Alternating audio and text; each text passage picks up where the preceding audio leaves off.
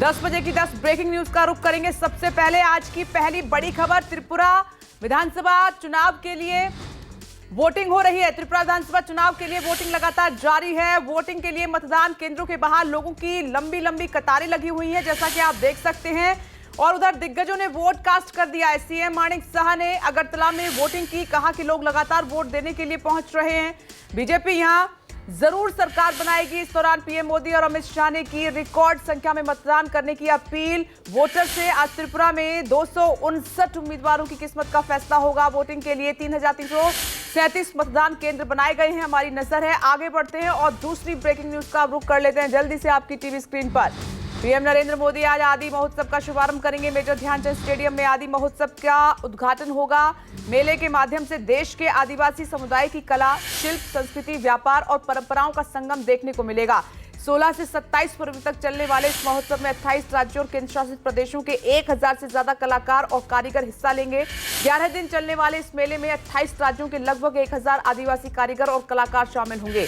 आगे बढ़ते हैं, तीसरी ब्रेकिंग न्यूज अब आपको बताते हैं जल्दी से। बीबीसी के ऑफिस में तीसरे दिन भी आईटी सर्वे जारी है। पिछले 10 वर्षों के वित्तीय लेन देन की जांच की जा रही है। कुछ कंप्यूटर और फोन के क्लोन बनाए गए हैं, जिनमें मौजूद विदेशी फंड और ट्रांसफर की तलाशी हो रही है। सर्वे टीम विदेश में हुए कुछ वित्तीय लेन देन से संबंधित कागजों की पड़ताल कर रही है। आईटी के कर्मचारी शिफ्ट में काम कर रहे हैं और 2 दिन से सर्वे चल रहा है। चौथी ब्रेकिंग न्यूज अब आपकी टीवी स्क्रीन पर झारखंड के पलामू से है। शिवरात्रि के तोरण द्वार को लेकर 2 गुटों में हिंसा को लेकर तनाव हुआ है।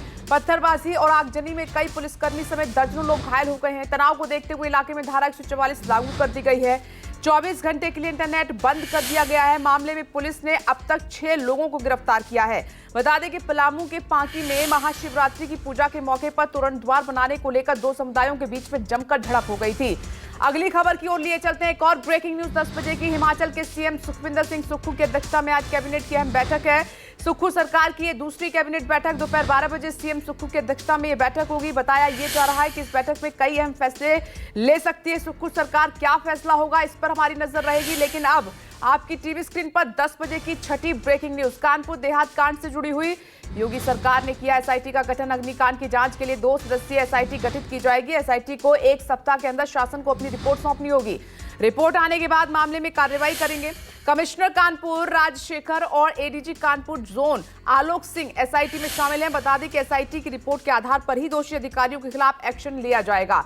आगे बढ़ते हैं, 7वीं ब्रेकिंग न्यूज। प्रधानमंत्री आज राजस्थान में राष्ट्रीय जल जन अभियान का शुभारंभ करेंगे। अबू रोड में जल जन अभियान का वर्चुअली माध्यम से शुभारंभ किया जाएगा और इस अवसर पर जल शक्ति मंत्री गजेंद्र सिंह शेखावत, फिल्म अभिनेता नाना पाटेकर और प्रमुख नागरिक उपस्थित रहेंगे। आपको बता दें, यहाँ पर ब्रह्मकुमारी संस्थान और भारत सरकार के जल शक्ति मंत्रालय द्वारा संयुक्त रूप से 8 माह तक जल जन अभियान देश भर में चलाया जाएगा, जिसकी शुरुआत आज से हो रही है।